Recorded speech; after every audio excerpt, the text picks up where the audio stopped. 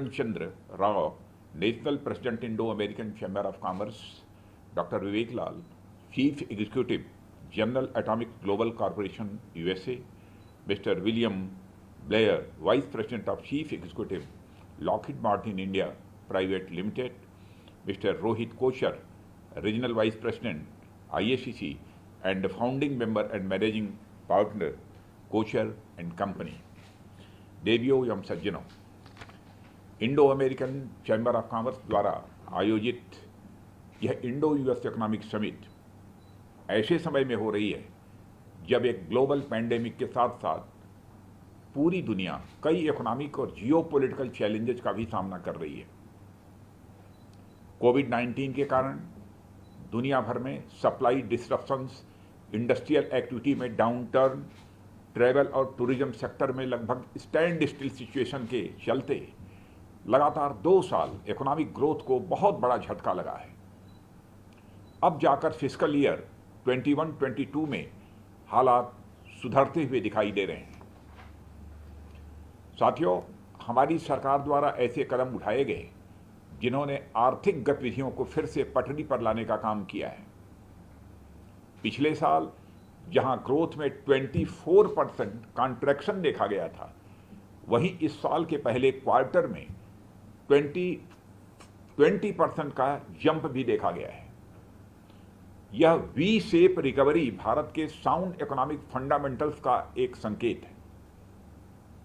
और आप लोग जानते होंगे कि 2020 में इंडिया जहां 5th लार्जेस्ट एफडीआई रिसिपिएंट बना, वहीं वर्ल्ड बैंक द्वारा 2022 में 7.5% की ग्रोथ एक्सपेक्टेशन की गई है, जो दुनिया के हाईएस्ट ग्रोथ रेट में से एक है। और यह भी आप लोगों को जानकारी है कि फाइनेंशियल ईयर 22 में फर्स्ट क्वार्टर की ग्रोथ 20% से अधिक दर्ज की गई है। हालांकि इसमें बाउंस बैक के साथ साथ लो बेस इफेक्ट भी है, फिर भी यह आंकड़ा यह भरोसा देता है कि भारत ने अन्य देशों के कंपैरिजन में quicker and better bounce back किया है। और इस ग्रोथ में इंडियन इंडस्ट्री का भी बहुत बड़ा कंट्रीब्यूशन है। कोविड के समय में जब देश में मास्क, पीपीई किट, वेंटिलेटर का संकट हुआ था, तो इंडियन इंडस्ट्री ने भारत सरकार के साथ कंधे से कंधा मिलाकर काम किया है। और अब देश में दुनिया की सबसे बड़ी वैक्सीनेशन ड्राइव चल रही है, तो उसमें भी इंडियन इंडस्ट्री का सिग्निफिकेंट रोल है। और मुझे आपको यह बताते हुए खुशी हो रही है कि 13 सितंबर तक देश में 75 करोड़ वैक्सीन डोज लगाए जा चुके हैं और जल्द ही यह संख्या 100 करोड़ को पार करेगी। साथियों, भारत में चल रही इस मैसिव वैक्सीनेशन ड्राइव ने देश की जनता को कोविड के संभावित खतरों से निपटने के लिए बहुत अच्छे तरीके से तैयार किया है। और कोविड की चुनौती के बावजूद हम फाइनेंशियल ईयर 22 में डबल डिजिट ग्रोथ की उम्मीद कर रहे हैं, मगर असली चुनौती होगी फाइनेंशियल ईयर 22 के बाद के वर्षों में भी एक 7 to 8% की एक हेल्दी ग्रोथ रेट मेंटेन करना। यह सबसे बड़ी चुनौती होगी। और हमारे प्रधानमंत्री मोदी जी की लीडरशिप में हम फाइनेंशियल ईयर 22 के साथ साथ इस पूरे डिकेड में डायनेमिक ग्रोथ की तैयारी कर रहे हैं। और दुनिया भर के आर्थिक विशेषज्ञों का यह मानना है कि भारत के इकोनॉमिक पोटेंशियल को अनलॉक करने की शुरुआत अटल बिहारी वाजपेयी जी के प्रधानमंत्री रहने के दौरान हुई थी, क्योंकि उस समय देश ने 7 to 8% की अच्छी ग्रोथ देखी थी।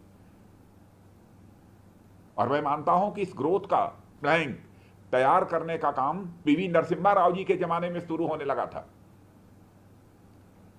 और उस समय इंडियन इकोनॉमी को लिबरलाइज करने की शुरुआत हुई और यह सिलसिला उसके बाद भी जारी रहा, चाहे किसी भी दल की गवर्नमेंट आई। भारत की इकोनॉमी ओपन अप होने के बाद जिस तरह यूनाइटेड स्टेट्स ने यहां इन्वेस्ट करने में रुचि दिखाई, उसका फायदा हमें हुआ। और भारत की आईटी इंडस्ट्री की सक्सेस स्टोरी लिखी गई। और बाद के वर्षों में भी यूनाइटेड स्टेट्स का एक बहुत ही पॉजिटिव रोल रहा है।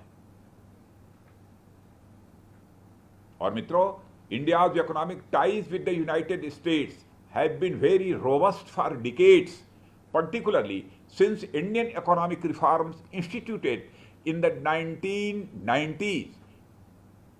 Significantly, even during the years of Cold War, when Indian and the United States differed on many political issues in international affairs, the trade and investment relations were significant. The United States was the largest foreign investor in India and also was the largest trade partner of India. Friends, economic and technological cooperation between India and the United States became stronger in the post-COVID war era, much stronger during the global war against terrorism, and still more robust alongside Indo-US strategic partnership. And pandemic has brought newer challenges in terms of disruption to supply chains, downturn in industrial activities, negative growth in travel and tourism industry, and there is no doubt in Indo-US cooperation will go a long way to restore normalcy and further boost economic dynamism. और साथियों, मेरी इस optimism की बड़ी वजह है IT sector में फिर से एक अच्छी खासी तेजी देखी जा रही है।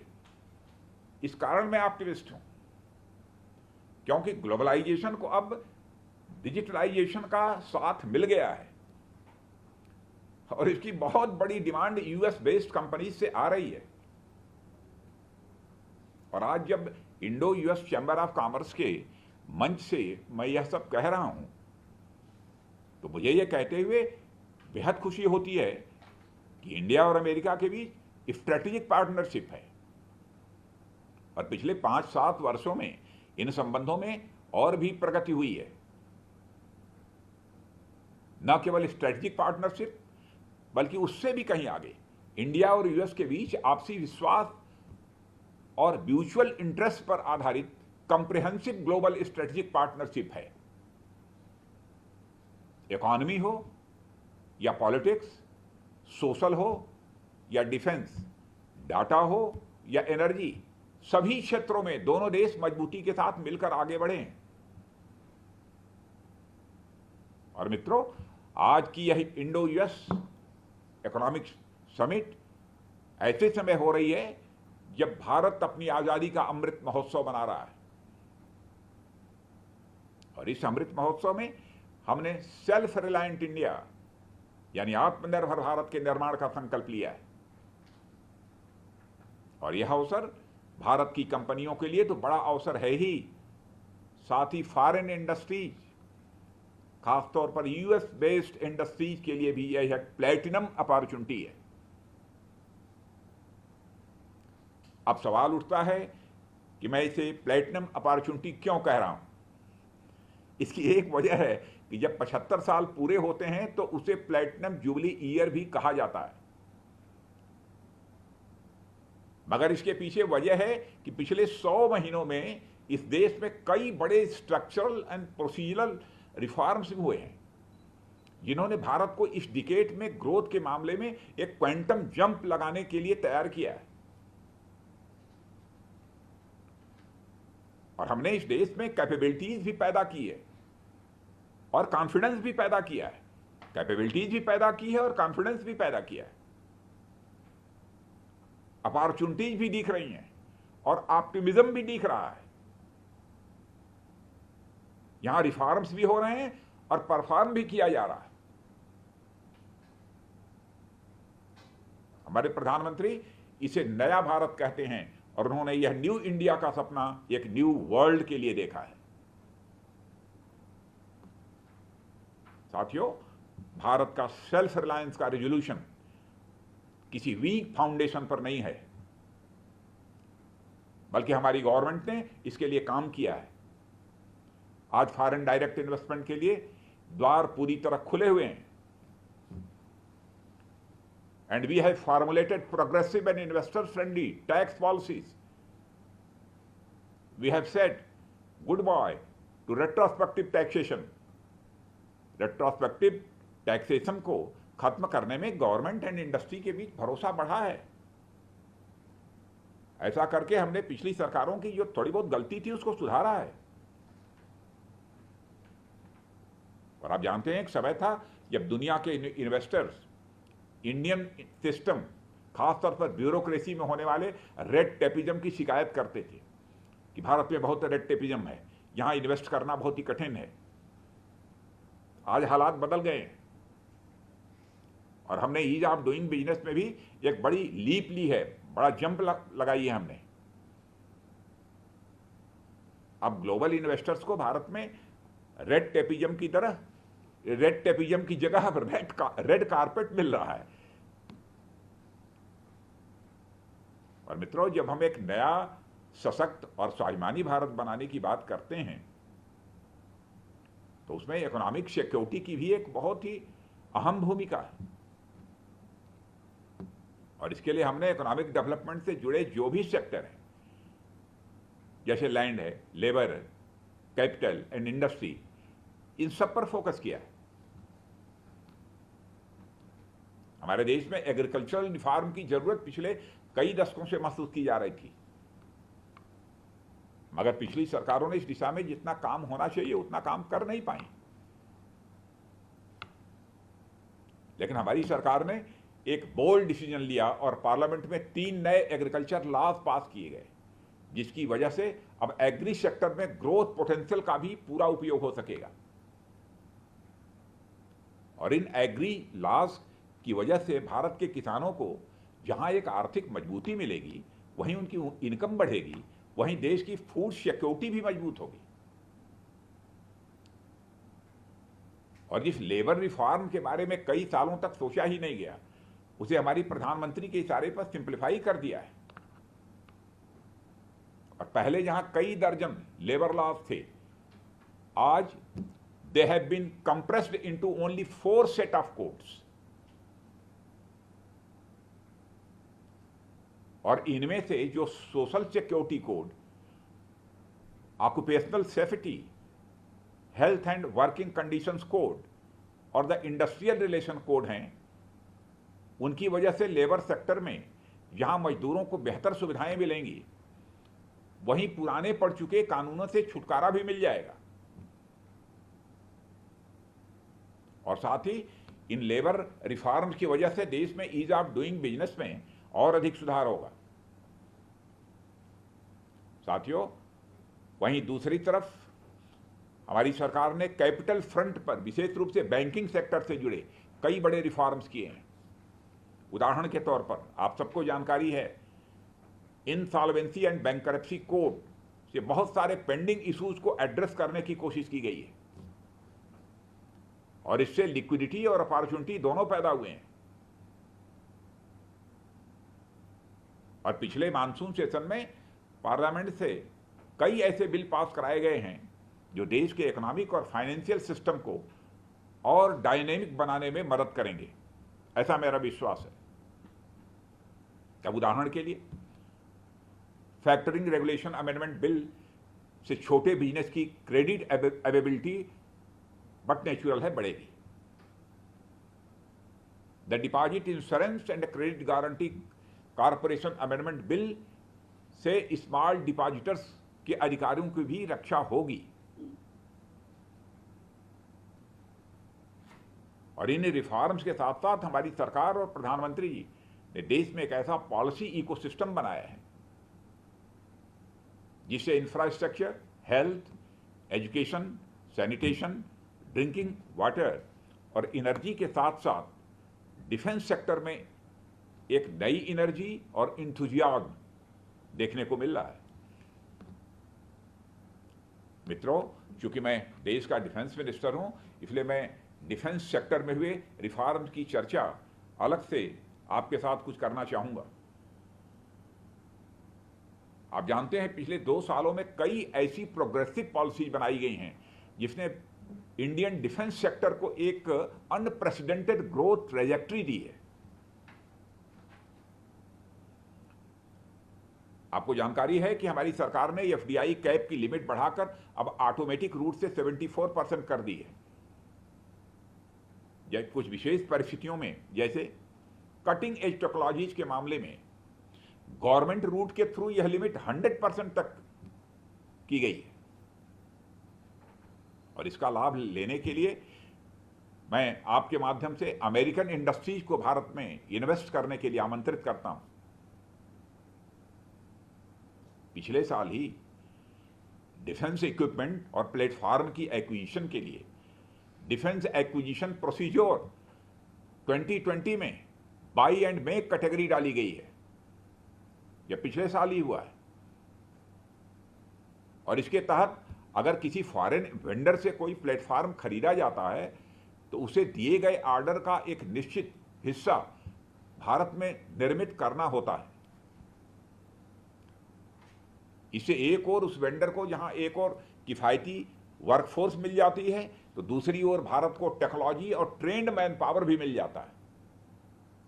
यह स्थिति दोनों के लिए ही विन विन सिचुएशन होती है, दोनों के लिए विन विन सिचुएशन है। और इसी तरह डिफेंस मिनिस्ट्री द्वारा defence production and export promotion policy का ड्राफ्ट, जिसे आप जानते होंगे DPEPP 2020, यह भी जारी किया गया है। इन सारी चीजों पर एक ब्रेन स्टार्मिंग करने के बाद जो भी फैसले लिए जा सकते होंगे वो फैसले हमने लिए हैं। और यह डिफेंस सेक्टर में सेल्फ रिलायंस, आत्मनिर्भरता के लिए हमारी डिफेंस प्रोडक्शन कैपेबिलिटीज को बढ़ावा देने में एक गाइडिंग डॉक्यूमेंट का काम करेगा। और इस डॉक्यूमेंट में फॉरेन इन्वेस्टमेंट इंसेंटिवाइज करने के लिए कई प्रोविजन किए गए हैं। और साथियों, मैं चाहूंगा कि आप सभी अपने वैल्यूएबल सजेशन देकर इसे और बेहतर बनाने में अपना योगदान दें। यह हमारी आप लोगों से अपील है, विनम्र अपील है। और आप लोग भारत सरकार द्वारा जारी पॉजिटिव इंडिजिनाइजेशन लिस्ट से भी अवगत होंगे। इस लिस्ट में आइडेंटिफाइड आइटम्स की एक समय सीमा के बाद बाहर से नहीं खरीदी जाएंगी। ऐसे 209 आइटम्स हैं जिनकी लिस्ट हमने जारी की है। और कई बार देखने में ऐसा लगता है कि यह लिस्ट दुनिया के साथ बिजनेस अपॉर्चुनिटीज घटाने का काम करेगी, पर मैं यह साफ कर देना चाहता हूं कि यह लिस्ट वास्तव में बिजनेस कोलैबोरेशन बढ़ाने के लिए एक इनविटेशन है।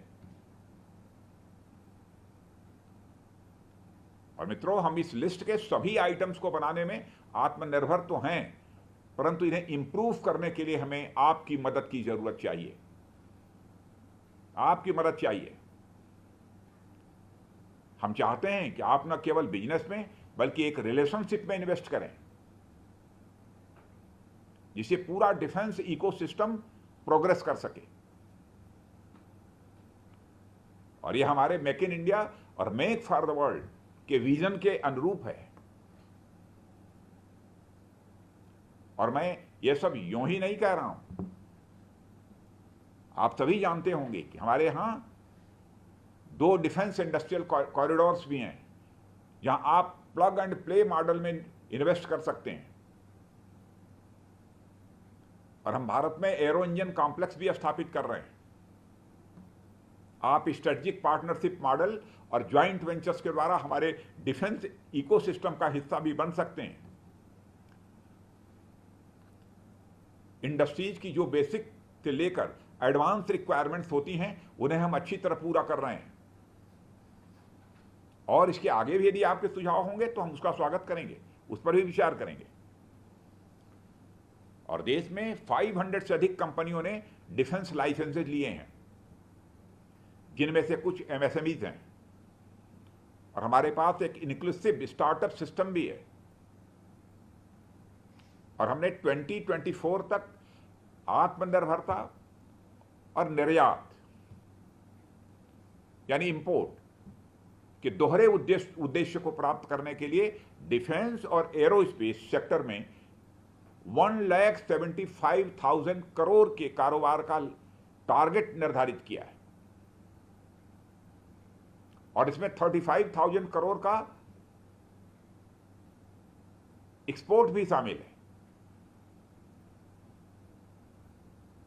और साथियों, हमारे पास इस क्षेत्र में 5,000 से अधिक एक्टिव यूनिट्स के साथ एक मजबूत एमएसएमई सेक्टर है और वे बड़े अमेरिकी कारपोरेट्स के लिए स्पेयर पार्ट्स तैयार करने में भागीदार हो सकते हैं। अपनी नीतियों और प्रयासों के चलते आज देश में बहुत बिजनेस फ्रेंडली माहौल तैयार हुआ है। ईज ऑफ डूइंग बिजनेस में आज भारत 63rd रैंक तक पहुंच चुका है और इसमें और भी सुधार होने का यह सिलसिला लगातार जारी है। और मित्रों, कोविड संकट के बाद की इकोनॉमिक रिकवरी में आप लोगों का बहुत बड़ा कंट्रीब्यूशन है, इसलिए स्वाभाविक रूप से आप लोगों से उम्मीदें और भी बढ़ जाती हैं। और मैं चाहता हूं कि इंडियन डिफेंस सेक्टर में आप न केवल अपनी मैन्युफैक्चरिंग यूनिट लगाएं, बल्कि भारत का असली पोटेंशियल रियलाइज करने के लिए ज्वाइंट वेंचर करके टेक्नोलॉजी का भी ट्रांसफर करें। आप पाएंगे कि हमारे यहां ब्रिलियंट माइंड्स मौजूद हैं और यहां प्रोडक्शन करना काफी कॉस्ट इफेक्टिव भी है, जो आपकी टेक्नोलॉजी के साथ मिलकर बहुत बेहतर परिणाम देंगे। और इसको भी एक कदम आगे बढ़ाते हुए मैं चाहता हूं कि आप सब देश के यंग माइंड्स के साथ रिसर्च एंड डेवलपमेंट की प्रोसेस भी शुरू करें। इससे इंडस्ट्रीज के बीच लिंकेज बढ़ेगा और साथ ही एकेडमिया और रिसर्च मिलकर डिफेंस का हम एक पूरा इकोसिस्टम डेवलप करेंगे और हमारा देश मेक फॉर द वर्ल्ड की दिशा में तेजी से आगे बढ़ सकेगा। Friends, the foreign OEMs can set up manufacturing facilities individually or partner with Indian companies through a joint venture or technology agreement to capitalize on the Make in India opportunity. There is a lot of scope for the American and Indian defense industry for co-production and co-development. Indian industry can also supply components to American industries. And the American firms such as Lockheed Martin and Boeing already have a major presence in India. And I am confident that other American firms will find India as a major investment destination for defense manufacturing.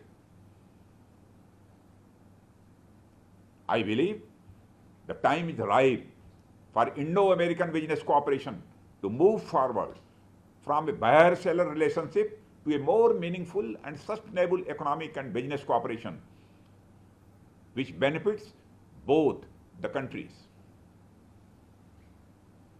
साथियों, मैं एक बार फिर से इस Indo US economic summit के माध्यम से आप सभी को यह भरोसा देना चाहता हूं, भारत में बिजनेस फ्रेंडली इन्वायरमेंट बनाने के लिए यह सरकार न्यू आइडियाज के लिए पूरी तरह ओपन है और हम डिफेंस सेक्टर में हर तरह की इंटरप्रेन्योरशिप और मैन्युफैक्चरिंग को पुश करने के लिए पूरी तरह से कमिटेड है। और हमारे प्रधानमंत्री जी के नेतृत्व वाली यह सरकार, मोदी जी के नेतृत्व की यह सरकार डेवलपमेंट के काम करने के लिए पूरी तरह से समर्पित है, कमिटेड है। We are ready to act as a friend, philosopher and guide with whom you can freely discuss the issues and problems pertaining to industry and business.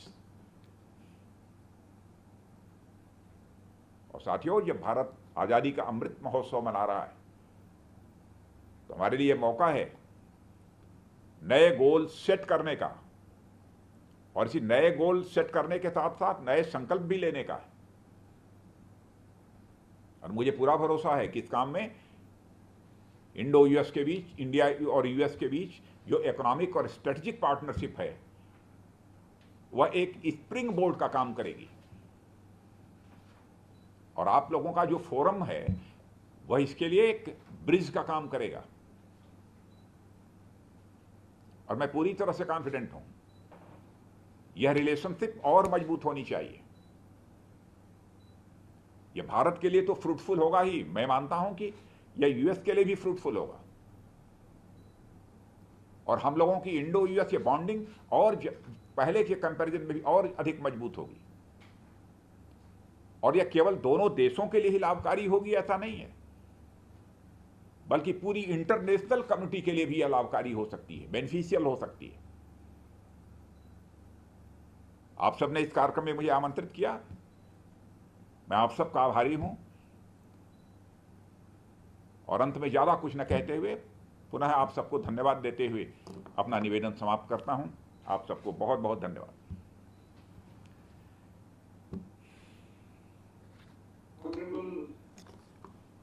रक्षा मंत्री जी, हमारे पास शब्द नहीं है कि हम कैसे आपका धन्यवाद करें। If it was a physical function, I would have requested everyone that this overview deserved a standing ovation. So that is the least we can do. Absolutely, sir. Absolutely. Thank you very much. So nice of you. Thank you very much. It was not just a bird's eye view of the overall developments which are taking place in India, but it was an overview of whatever significant changes in economy. Subscribe to our channel by clicking the subscribe button. Click the bell button and enjoy the latest uploads from our channel.